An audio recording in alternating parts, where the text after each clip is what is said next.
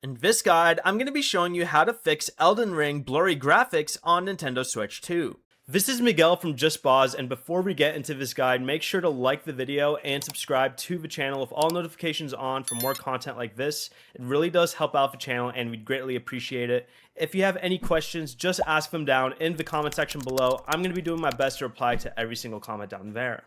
First, go to your system settings and scroll down to display settings down here. Select TV resolution and set it to 1080p when playing docked.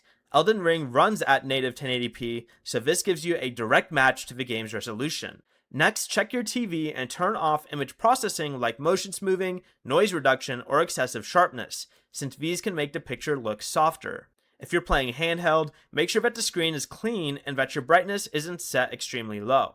If the game still looks blurry, completely close Elden Ring and reopen it, then make sure both the game and your Switch 2 system software is fully updated.